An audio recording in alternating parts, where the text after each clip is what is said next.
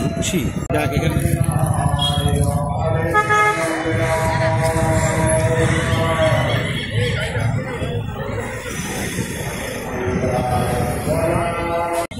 আগে আগে করে ভিতরে কিন্তু পাবেন না, সময় লাগবে আর 5 জন।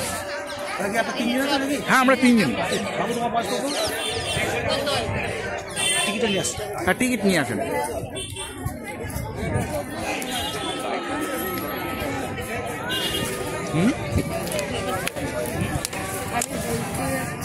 মা ভোট করে বলতে 10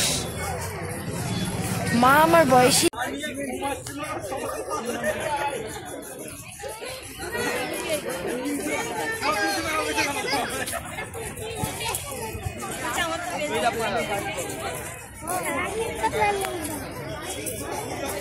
দুয়ারি হাজারদুয়ারি নাম হওয়ার কারণ হাজারদুয়ারি প্রাসাদে আসল নকল মিলিয়ে টোটাল 1000টা দরজা থাকা দরুন নাম রাখা হচ্ছে হাজারদুয়ারি। হাজারদুয়ারির সঙ্গে সিরাজউদ্দৌলার কোনো সম্পর্ক নেই, কারণ সিরাজউদ্দৌলার মৃত্যুর 72 বছর পর এই হাজারদুয়ারি প্রাসাদ নির্মাণ করেছিলেন বা তৈরি করেছিলেন মির্জাফরের পঞ্চম পুরুষ নবাব নাজিম হুমায়ুন জা। ইনি কিন্তু মির্জাফরের বংশধর, মানে মির্জাফরের 5th জেনারেশন। বিল্ডিংটার প্রতিষ্ঠাতা 1829 9 আগস্ট বিল্ডিংটার কাজ শুরু হয়। 1837 সালে বিল্ডিংটার কাজ কমপ্লিট হয়। বিল্ডিংটার কাজ শুরু হয় 1837 সালে বিল্ডিংটার কাজ কমপ্লিট হয়। তৈরি করতে দীর্ঘ সময় লেগেছিল 8 বছর। তৈরি করে তখন তাদের খরচা হয়েছিল 16.5 লক্ষ মুদ্রা। মুদ্রার কথা অর্থ হচ্ছে হয় স্বর্ণ মুদ্রা নতবা রূপ মুদ্রা। তখন এই খরচা 16.5 লক্ষ মুদ্রা। তাই যাও বাংলা, বিহার, উড়িষ্যা। এর ফার্স্ট ফ্লোর একতলা সে সেরেস্তা, লেখালেখি অফিসিয়ালি কাজ করা হতো। দোতলায় বসে দরবার, বিচার সভা, আমি নিয়ে দেখাবো। আর 3তলা ছিল ব্রিটিশ সরকার থাকার গেস্ট হাউস। কোনো নবাব বা কোনো বেগমরা বসবাস করতেন না, এটা কোর্ট ছিল। মুর্শিদাবাদে জেনে রাখো টোটাল নবাব ছিল 18, অর্থাৎ 18 জন। টোটাল নবাব ছিল 18 জন। তার ভিতরে 5 জন ছিলেন স্বাধীন নবাব, নিজের ইচ্ছা মতন ইচ্ছা অনুসারে কাজ করতে পারতেন। কারা ছিল? মুর্শিদ কুলি খান, সুজা খান, সরফরাজ খান, আলিবর্দী খান, সিরাজউদ্দৌলা। সিরাজউদ্দৌলা ছিলেন বাংলা, বিহার, উড়িষ্যার শেষ স্বাধীন নবাব। উনাকে হত্যা করে মেরে ফেলার পর শাসন ক্ষমতা চলে যায় 200 বছর ইস্ট ইন্ডিয়া কোম্পানি ব্রিটিশের হাতে। তখন ব্রিটিশ সরকাররা সিংহাসন আসে কাকে? মির্জাফরকে। মির্জাফরের এরা বংশধর। 13 জন ছিলেন পরাধীন নবাব আর 5 জন স্বাধীন। টোটাল নবাব ছিলেন মুর্শিদাবাদে 18 জন। আমাদের প্রথম বাংলার রাজধানী ছিল মালদা গৌড়। মালদা গৌড় থেকে তোমাকে নিয়ে যাওয়া হয়েছিল জাহাঙ্গীরনগর, যেটা বর্তমান বাংলাদেশ ঢাকা শহর। ঢাকা শহর থেকে 1704 খ্রিস্টাব্দে মুর্শিদ কুলি খান রাজধানী তুলে নিয়ে আসেন এই জায়গায়। জায়গার নাম হয় মুর্শিদাবাদ। আগে নাম ছিল মুর্শিদাবাদ নয়, আগে নাম ছিল এই জায়গার নাম মুকসুদাবাদ।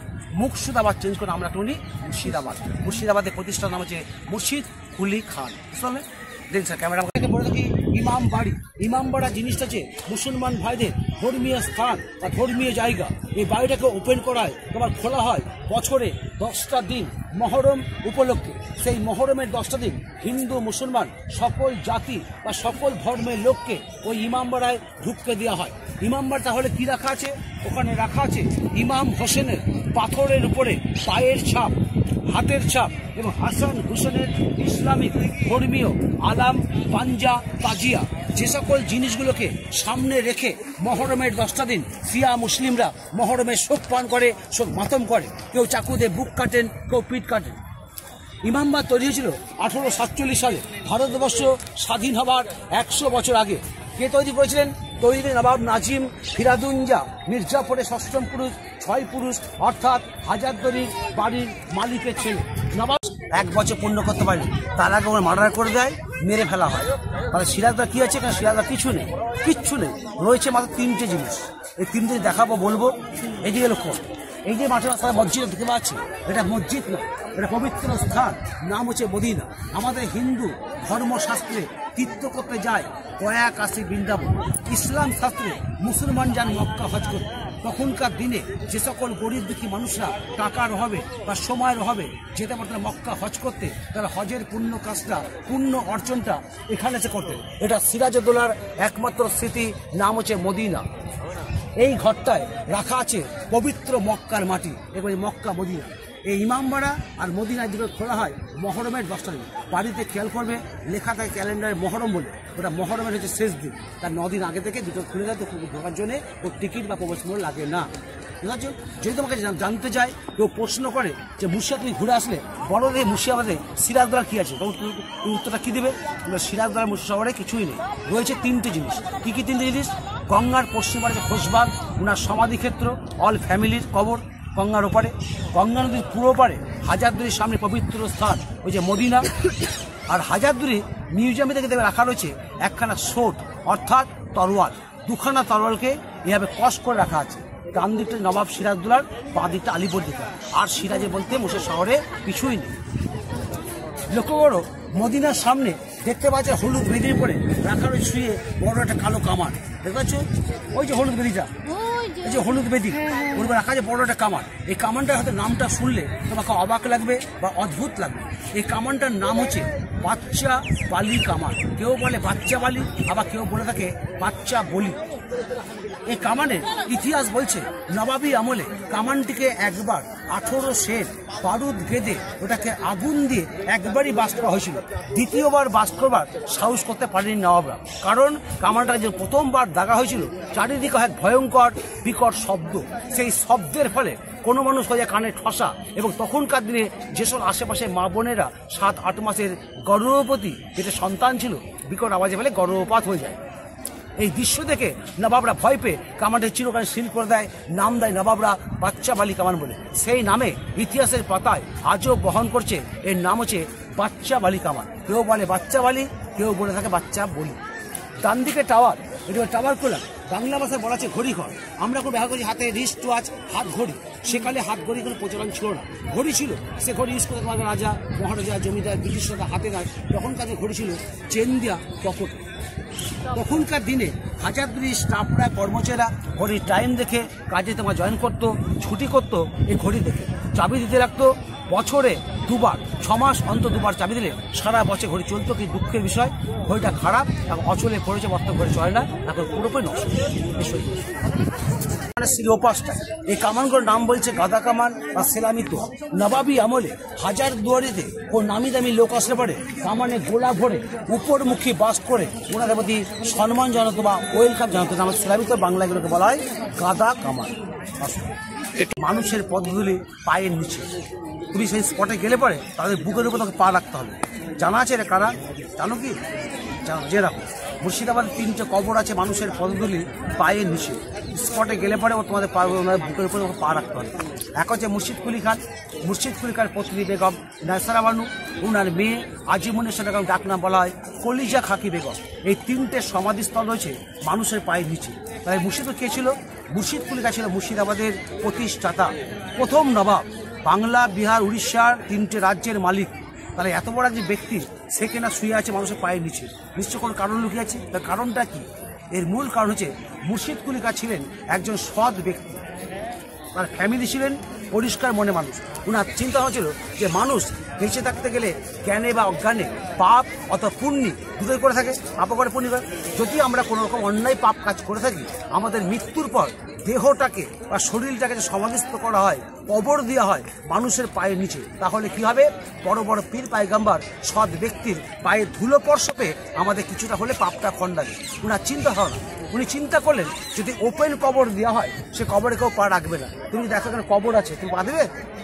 পা দেবে নিশ্চয় দেবে না, আমি দেবো না, পাশ দিয়ে ঘুরে যাবো। উনি চিন্তা করলেন ওপেন কবর করা হলে সে কবরে কেউ পা রাখবে না। কি করতে হবে? সেটা তৈরি করতে হবে মসজিদ। এই সেই মসজিদ যার নাম হচ্ছে কাটরা মসজিদ। এই মসজিদ গোটা ওয়ার্ল্ডের মধ্যে, গোটা পৃথিবীর মধ্যে 2 জায়গায় রয়েছে। কোথায় কোথায়? মক্কার কাবা মসজিদ, তাকে অনুসরণ করে তৈরি করছেন কাটরা মসজিদ। সেটা তৈরি করতে হবে মসজিদ। মসজিদের চাতাল যাকে মেঝে বলা হয়, মেঝে করতে মাটি থেকে হায় উঁচু করে, উঁচু করলে কি হচ্ছে? এখানে সিঁড়ি ফাংশন আসছে, সিঁড়ি তৈরি করতেছে। ঠিক সিঁড়ির নিচে দিতে হবে আমার সমাধি। তাহলে মানুষ জানতে বা অজান্তে যখন নামাজ পড়তে উঠবে মসজিদে, আমার বুকে পা রেখে উঠছে আমার। এখানে দিয়ে আছে মুর্শিদপুর সমাধি, এখানে দিয়ে আছে মেয়ের সমাধি আজিমুন্নেসা বেগম সমাধি। আর ওই যে দূরে দেখতে পাচ্ছেন নারকেল গাছগুলো, ওই যে নারকেল গাছগুলো পাশে যে মসজিদ কালো মসজিদটা, ওখানে দিয়ে আছে বেগমের সমাধি। তাহলে এই 3টে সমাধিস্থল রয়েছে মানুষের পদে পায়ে নিচ্ছে। এই যে মানুষ কাটরামে যাচ্ছে, দেখছে, ভাবছে এই কাটার একটা ফ্রন্ট সাইড, এটা কিন্তু ফ্রন্ট সাইড নয়, এটা তোমার কি হচ্ছে ব্যাক সাইড, ব্যাক সাইড হচ্ছে ফ্রন্ট সাইড, আর ফ্রন্ট সাইড হচ্ছে ব্যাক সাইড। যে কোনো মসজিদের মুখ থাকে পূর্ব দিকে মুখ করে, আর আজান বা নামাজ পড়া হয় পশ্চিম দিকে মুখ করে। এর কারণ হচ্ছে মক্কা যে কাবা রয়েছে পশ্চিমে, যে ইসলাম শাস্ত্রে মুসলিমরা নামাজ পড়ে পশ্চিম দিকে মুখ করে, আজান পড়ে পশ্চিম দিকে। আমাদের হিন্দু ধর্মশাস্ত্রে আমাদের যে কোনো পুজো আশ্রা করা হয় উত্তর দক্ষিণ কেন্দ্র করে, সব পুজো। কিন্তু একটা পুজো কিন্তু করা হয় পূর্ব পশ্চিম কেন্দ্র করে। জানা আছে সেটা কোন পুজো? জানো না? যেরকম সে পুজোটা হচ্ছে সূর্যোদয় পুজো, অর্থাৎ ছট পুজো। এই পুজো হয় উত্তর দক্ষিণ কেন্দ্র। আর কোন পুজো আমাদের হিন্দু ধর্মশাস্ত্রে গঙ্গা জল হয় না? কোন পুজো হয় না? পুজো গঙ্গা জল, সে পুজো হয় না। একটা পুজো আছে, সেটা হচ্ছে গঙ্গা পুজো। গঙ্গার জলে হয় না, গঙ্গার পুজো হয় ডাবের জল। বুঝতে পারছি? নিচেটা বাদ দিয়ে কাউন্ট করলে 36, 36। হাজারদুয়ারির নিচ থেকে মাথার উচ্চতা হাইট 80 ফুট। এখনকার হিসাবে বাড়ি তৈরি করা হলে এই বাড়িটা হয়ে দাঁড়াতো 8 তলা, তাহলে বাড়ির হাইটটা 10 ফুটের। তখনকার হিসাবে করেছে 1 তলা, 2 তলা, 3 তলা। এবার যে কথাটা আমি বলছি, তুমি কোথায় ঘুরতে এসছো? রাইট, একদম সঠিক উত্তর। তুমি এসছো মুর্শিদাবাদে। মুর্শিদাবাদ বলতে বোঝায় এটা নবাবের মুল্ক, নবাবের দেশ। যাচ্ছ তুমি এখন কোথায়? নবাবের দরবারে। যেমন তোমাকে উঠলে হবে না, তোমাদের উঠতে হবে একটু নবাবী স্টাইল। নবাবী স্টাইল উঠলে কী হবে? শরীরে তোমার এক বিন্দু কোনো কষ্ট হবে না। ঠিক আমি যেভাবে উঠবো তোমরা ঠিক সেভাবে উঠবে, ওটা বলা হয় নবাবী স্টাইল। এবার অ্যাঙ্গেলে উঠবে। হাজারদুয়ারি না কেন আমরা যেহেতু বিল্ডিংটায় তোমার কি টোটাল দরজা আছে 1000, 1000 দরজার সাথে আমরা কাছে 1000। আর মধ্যে আসল দরজা হচ্ছে 900টা খুলে বন্ধ হয়, 100 নকল। কোনটা আসল করে নকল? এটা আসল কাঠে, এটা খুলবে বন্ধ হয় 900 দরজা, আর 100 দরজা খুলবে না। ওয়ালের উপর দরজার ডিজাইন দেবে। কোনটা নকল দরজা? এদিকে